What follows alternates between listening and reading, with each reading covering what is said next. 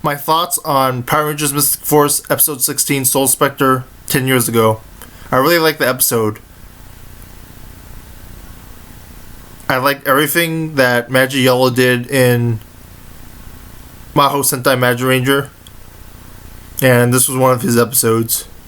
I enjoyed Chip as a character, and they gave Chip a lot to do. Him being a hero was a big deal. He's given an enemy. He's given an opportunity to save people. His actor is very good. I really like Soul Specter.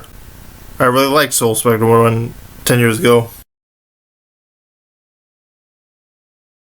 A summary and the positives of Power Rangers Mystic Force Episode 16 Soul Specter. Succubus is draining people's lives. Chip fails to save them. Succubus is fighting for Nikolai over the role of second in command for Imperius. Korag is back. Korag challenges the Solaris Knight. Is the Solaris Knight worthy to fight Korag or be a knight? Succubus uses green flames against the Power Rangers. Korag uses the Shield of Darkness against the Solaris Knight. Both effects are really cool. The Staff of Topaz, as cheap as it looks, adds a little bit of dimension to the show and mythos, even though I doubt it'll be brought up again. And, well, more than negatives later, even though, it's not going to add much to the story. It's not really a mythos. The mythos of Mystic Force isn't that good.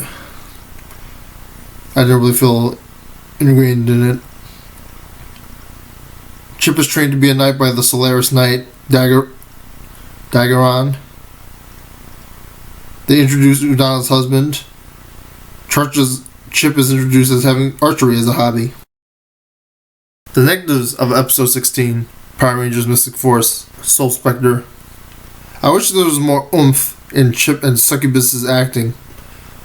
The people Chip failed to save just look like they fell down. There's no special effects or anything, despite there being good special effects with Succubus's flame and Korag's Shield of Darkness. Chip hasn't really had a hero moment, and it seems a bit rushed. I think they should have added more to it, and there probably was a director's cut somewhere, which is weird considering I think a lot of the episodes on Netflix already were director's cuts. Sort of wish he had a Neville or Sky Tate moment where he eclipses Nick and then becomes a hero. Then again, I'm a Chip fan and not a Nick fan. I sort of miss Nye and Mare trying to beat everyone else, but that's not the plot of Mystic Force, so it shouldn't really matter, and I should just forget about that.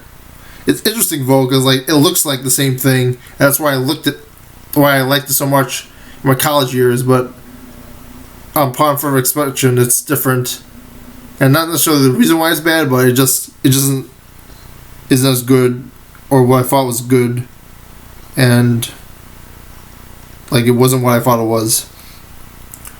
Chip's black hole explanation is awful if you've seen Magic Ranger, and how the Mystic Force scene just forced it and made a scene too long and wasted so much time when they could have used it to explain Chip wanting to save people and be a hero and add more time for him and Charlie, what's his name, to start the acting. Capitalize on his opportunity of being on a television show. Magic Shine was his teacher and love interest for the female Magic Rangers, unrelated. However, Disney didn't seem to know what to do to write with the role of the Agaron in this adaptation, especially after making him middle-aged. It's an understandable adaptation as it makes his role different, but they don't write anything for his role. It's understandable since you want to market the young and the Magic Rangers and the Mystic Force Rangers anyway, but it's sort of a missed opportunity. Especially since they try and write it, but they fail, instead of just giving the Mystic Force Rangers more time to develop. John Tui is a bit too nice of an actor, and I wish he had a little bit of scariness to him. I didn't watch his Lord of the Rings or Hobbit episodes where he showed up, but I'm hoping he did better than those. I didn't know who he was in those films. So overall, yes, this rewatching it 10 years later, it's been a disappointment. Everything with the Imperius arc has been a disappointment for me, unfortunately. It's really a shame because I really enjoyed. I mean, the positives will always stick with me, but it's like being told a lie for a few years and then finding out the truth. It was unfortunate, but the truth also is that you shouldn't neglect all the positive stuff they did and the way they did right. And writing dialogue is not easy. Like, if you ever write, like, plotting is a lot of fun, but, like, making the substance and making the meat is a little bit harder if you ever tried writing. And as a kid show, like, I think everyone enjoyed it. And it wasn't really for my age demographic anyway. College, it worked a little bit better, even though I disliked it. And it probably would have liked more if I didn't watch the Mad Ranger footage. It still made me biased somewhat because, it's like a doppelganger, but it's not quite the same. But it was fairly entertaining for this time, at least, because I see the stuff that was different.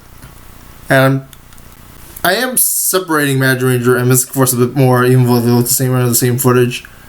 Mad Ranger is still better, way better, but I am appreciating Mystic Force more for what it is, especially with the Neil Saban era screwing up everything so often now.